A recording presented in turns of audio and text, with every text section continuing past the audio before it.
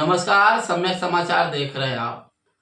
हम लोग पिछले 8-10 महीने से फील्ड में जा रहे हैं। जनता का कहना है, जो मुकेश सहनी के चाहने वाले लोग हैं, उनका मतलब प्रत्येक दिन सवाल रहता है, हमेशा सवाल रहता है कि मुकेश सहनी का क्या हुआ, मुकेश सहनी का क्या हुआ। आइए हमारे साथ बात करने के लिए सोनू जी हैं, सम्यक समाचार के पत्रकार हैं, और आइए इनसे जानते हैं कि मुकेश सहनी के बारे में, कि मुकेश सहनी किनके साथ जाएंगे और मुकेश सहनी का क्या हुआ। सबसे पहले सम्यक समाचार में आपका स्वागत है सर। जी बहुत बहुत धन्यवाद। और हमारे दर्शक जो हमें इतना प्यार दे रहे हैं, लगातार दर्शकों से जो सहयोग और सपोर्ट मिल रहा है जी, उसके लिए हम दर्शकों के आभारी है और उनका हाथ जोड़ करके एक बार प्रणाम करते हैं अपने दर्शकों को कि वो अपना सहयोग और सपोर्ट बनाए रखे।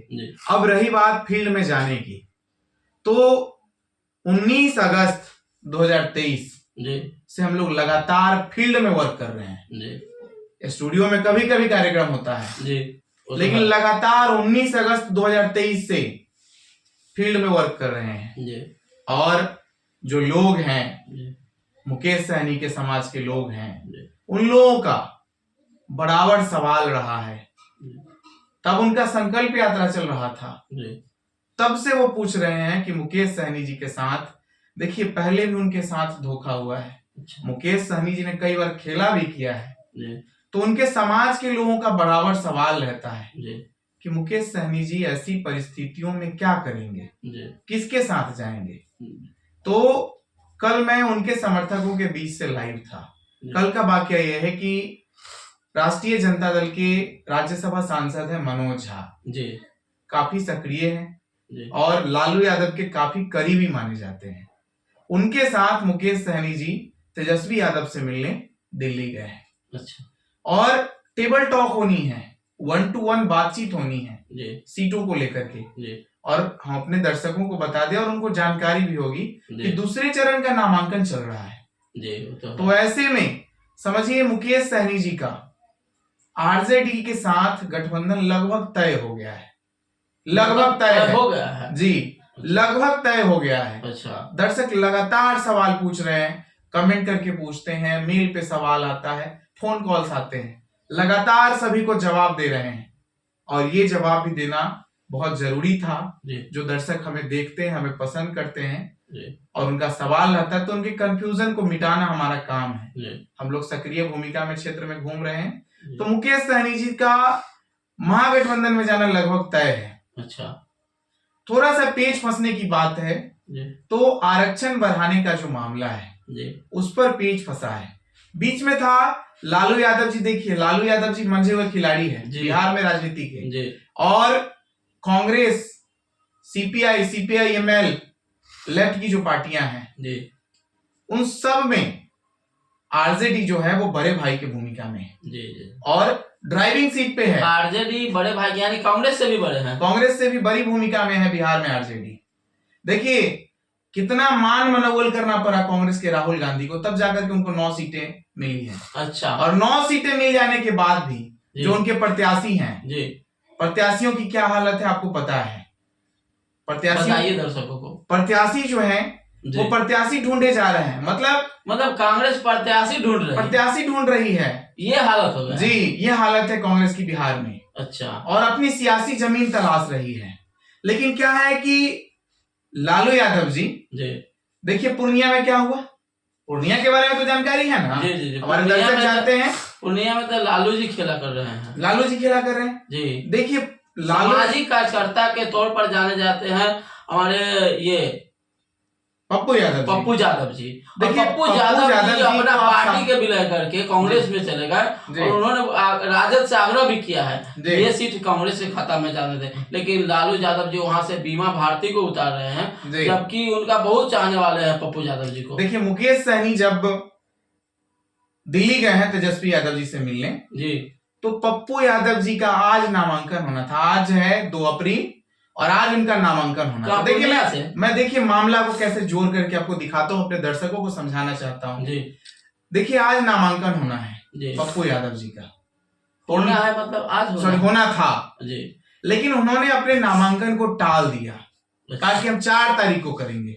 और वो लगातार लालू यादव जी से संपर्क में, उन्होंने कई बार रिक्वेस्ट किया है कि बीमा भारती को टिकट बीमा भारती जी से टिकट वापस ले लिया जाए जी और मुझे पूर्णिया लड़ने दिया जाए। जी। पूर्णिया मेरी माँ है, मेरी कर्म भूमि है, ये मैंने यहाँ से हमेशा काम कहा किया है। है। उन्होंने कई बार ये भी नारा लगाया कि पूर्णिया मैं कभी छोड़ने वाला नहीं हूँ, जी मर जाऊंगा कांग्रेस नहीं छोड़ूंगा, पूर्णिया नहीं छोड़ूंगा। जी तो इन सभी विषयों पर अब इसमें खिलाड़ी है मुकेश सहनी, सारा खेल मुकेश सहनी के पाले में है, कैसे वो मैं समझाता हूँ। अच्छा बताइए। मुकेश सहनी की एंट्री से जी पूर्णिया सीट अच्छा और मुजफ्फरपुर सीट दोनों को कोरिलेट करके देखना होगा। अच्छा कोरिलेट करके इसीलिए देखना पड़ेगा कि हो सकता है कि आरजेडी जो है जी वो मान जाए जी और पूर्णिया कांग्रेस को लड़ने के लिए छोड़ दे। आरजेडी जी जी और मुजफ्फरपुर सीट जो है वो मुकेश सहनी के हवाले कर दिया जाए, अच्छा मुकेश सहनी के हवाले, जी ठीक है ना। तो ये प्रकरण चलेगा, मतलब कांग्रेस और राजद की जो सीटें हैं जी उसमें अदला बदली होगी। एक दो सीटें और चर्चा में है। अभी एक और नाम, बड़ा नाम कांग्रेस का, कन्हैया कुमार, अच्छा बिहार में जब यात्रा कर रहे थे राहुल गांधी जी तो वो भी लगातार उनके साथ जमे हुए थे, जी तो उनको भी कहीं ना कहीं स्थान देना पड़ेगा। कन्हैया तो कुमार उनका तो बताया जाता है बेगूसराय से पहले भी लड़े हैं। बेगूसराय से लड़े हैं, लेकिन इस बार बेगूसराय उनके पास है नहीं। अब रहा मुजफ्फरपुर का, अच्छा तो मुजफ्फरपुर और पूर्णिया जी दोनों में समझौता होने की बात चल रही है। अगर समझौता नहीं भी होती है जी तो मुजफ्फरपुर के बदले कोई और सीट आरजेडी से मुकेश सहनी को ऑफर किया जाएगा। हो सकता है मिथिलांचल की कोई सीट हो, एक सीट मोतिहारी की बात चल रही है, जी। 2 सीटों पर उनकी बात चल रही है मुकेश सहनी जी की। जी। मुकेश सहनी जब पहले जिस समय गठबंधन की बात चल रही थी तो उन्होंने कई सीटों के बारे में बात की थी जी जिसमें उनका प्रायोरिटी था झारखंड का एक चतरा सीट है, चतरा लोकसभा, अच्छा वहां से लड़ना चाह रहे थे। जी उन्होंने कटिहार के बारे में भी पूछा, अच्छा खगड़िया के बारे में भी पूछा, मुजफ्फरपुर के बारे में पूछा, मधुबनी के बारे में पूछा, झंझारपुर के बारे में पूछा, लेकिन बात नहीं बनी। अच्छा तो ये सारे सवाल जो है जी। वो जनता को उलझाए रखने का काम कर रही है और इसी उलझन को हम क्लियर करने के लिए आज जनता के बीच में है। तो मुकेश सहनी जी, देखिए क्या होता है, टेबल टॉक हो रहा है लोगों के बीच में, 1-to-1 टॉक हो रहा है। जी। अब देखिए इससे क्या निकल के आता है। मुजफ्फरपुर लोकसभा जी पिछले 4,25,000 से तकरीबन 4,09,988 वोट से अजय निषाद जी जीते थे। उनका भी टिकट भारतीय जनता पार्टी ने काट दिया। देखिए ऐसे में अखिलेश सिंह से जी। कांग्रेस के सदस्यता लिया अजय निषाद जी। तो आप जो बोल रहे हैं कि मुजफ्फरपुर लोकसभा मुकेश जी के खाते में जाएगा, जी। हो सकता है कहीं कांग्रेस अजय निषाद जी को लड़ा दे। चलिए मैं आपका जो बात है जी उसको भी क्लियर कर देता हूं। देखिए मुकेश सहनी का प्रकरण बीच में आ जाता है बार बार, क्योंकि उनका अभी तक गठबंधन तय नहीं हुआ है जी और मुकेश सहनी के साथ जी। उनकी जनता है। जी सहनी समाज मुकेश सहनी को नेता मान ली है, जी सहनी समाज का वोट कहीं जाना नहीं है। लेकिन रहा बात मुजफ्फरपुर का, तो हम आपको एक फिगर, आंकड़ा एक दिखाते हैं। जी 2014 का चुनाव, जी मोदी जी पीक पर थे, अच्छा मोदी जी का लहर चल रहा था 2014 में, जी पहली बार जब वो आए थे। उस समय कांग्रेस से अखिलेश प्रसाद सिंह जो आज सदस्यता दिला रहे हैं अच्छा अजय निषाद जी को, उनको अजय निषाद ने हराया था मुजफ्फरपुर से। अच्छा 2014 में अखिलेश प्रसाद सिंह, जिनसे आज अजय निषाद जी सदस्यता ले रहे हैं, उनको हराते हैं, उनको हराए थे। आज सदस्यता लेना पड़ रहा है।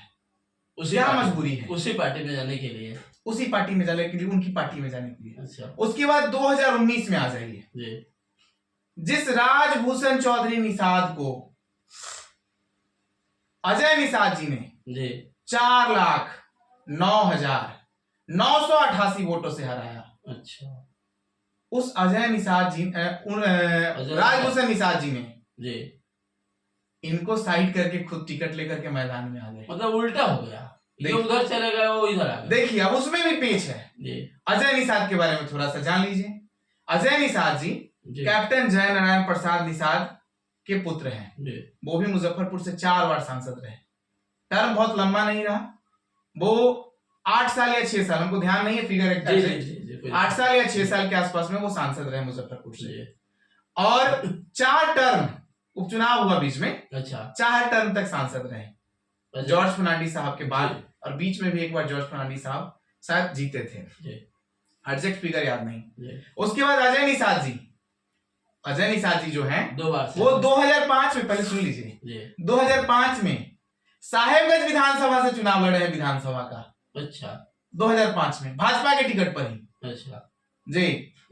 उसके बाद राजभूषण चौधरी निषाद और अजय निषाद का प्रकरण समझ लीजिए। राजभूषण निषाद जो है वो मुकेश सहनी के सिपाही थे। दोनों लोगों ने मिलकर के पार्टी को खड़ा किया था। जी। और 2022 में जब बोचहा के विधायक, वीआईपी पार्टी से विधायक मुसाफिर पासवान जी का निधन हो गया, तो निधन के बाद उनके पुत्र अमर पासवान जी राष्ट्रीय जनता दल के टिकट पर मैदान में थे बोचहा में। और वहां पे मुकेश सहनी ताल ठोक रहे थे कि बीजेपी का खेल खराब कर देंगे। तो अजय निषाद जी बड़ी चालाकी से राजभूषण चौधरी निषाद जो उनके साथी हैं, सिपाही हैं, अच्छा, मुकेश सहनी के, उनको नुकसान पहुंचाने के लिए अपने पार्टी भारतीय जनता पार्टी में शामिल करा दिए अजय निषाद जी। यानी आप कहना चाह रहे हैं कि वो अपने पैर पर कुल्हाड़ी मार लिए। राजनीति में देखिए कुल्हाड़ी मारने की बात, ये सब गांव ग्राम की कहावतें हैं। राजनीति में कोई किसी का दोस्त और कोई किसी का परमानेंट दुश्मन नहीं होता है। अच्छा। तो राजभूषण चौधरी निषाद को ले आए और आज वही राजभूषण चौधरी निषाद अजय निषाद पर भारी पड़ गए। भारतीय जनता पार्टी इनका टिकट काट करके अजय निषाद जी को जो वोट आया था 2019 में, वो आया था 6,66,878 और राजभूषण निषाद जी को कितना आया था? 2,56,890। अंतर कितना का हुआ? 4,09,988 वोटों का अंतर हुआ। इतने अंतर से हारने के बाद जब अजय निषाद जी शामिल करा लिए तो भारतीय जनता पार्टी का टिकट जो है वो मिल गया किनको?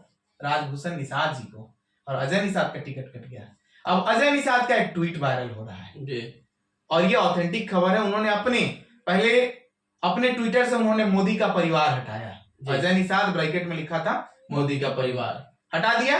उसके बाद उन्होंने इस्तीफा दे दिया भारतीय जनता पार्टी से। अच्छा। और आज ज्वाइन की है कांग्रेस। अच्छा। तो मुजफ्फरपुर हॉट सीट होने वाला है जी। देखिए अजय निषाद जी ने क्या लिखा?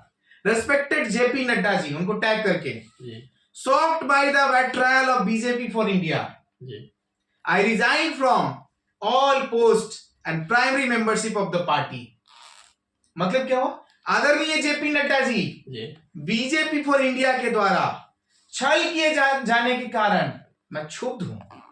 मैं पार्टी के सभी पद के साथ प्राथमिक सदस्यता से इस्तीफा देता हूं। ये अजय निषाद जी का ट्वीट है। और उन्होंने भारतीय जनता पार्टी को छोड़ करके और कांग्रेस का दामन थाम लिया है, और उसी कांग्रेस का दामन थाम लिया और वही प्रदेश अध्यक्ष अखिलेश प्रसाद सिंह जी, जिनको 2014 में इन्होंने शिकस्त दी थी, अच्छा, आज इनको सदस्यता दिला रहे हैं। तो ये हालत है। बीजेपी आरोप लगाती है कि अजय निषाद जी का जो फीडबैक था वो नेगेटिव फीडबैक था जनता के बीच में। ये जनता का काम नहीं कर रहे थे। फीडबैक रहा था तो 4,09,000 से जीतवे करते नहीं, तो जीते तब का समीकरण। और अब इस बार के बारे में, 2024 के बारे में। अच्छा। तो बीजेपी आरोप लगा रही थी इन पर, और इन्होंने, इनके समर्थकों ने कल नित्यानंद राय का पुतला फूंका भारतीय जनता पार्टी कार्यालय के बाहर। अच्छा। और इनके नहीं मुजफ्फरपुर में इनके समर्थकों ने आरोप लगाया। नित्यानंद राय उनका क्या है? नित्यानंद राय गृह राज्य मंत्री हैं। अच्छा। और भारतीय जनता पार्टी में बिहार में बड़े चेहरे हैं, बड़ा कद रखते हैं। तो उनका पुतला फूंका गया और उन पर आरोप लगाया गया, अच्छा, कि उन्होंने मुजफ्फरपुर की सीट को राजभूषण चौधरी निषाद से 6 करोड़ में बेचा है। ऐसा आरोप लगाया गया अजय निषाद के कार्यकर्ताओं द्वारा। जी। तो चलिए, आज जो है हम लोगों ने सारी चीजों को अपनी जनता से स्पष्ट कर दिया है। हमारे जो दर्शक हमें देख रहे होंगे, चीजों को समझ रहे होंगे, उनके बीच ये सारे समीकरण स्पष्ट हो गए हैं। बहुत बहुत धन्यवाद।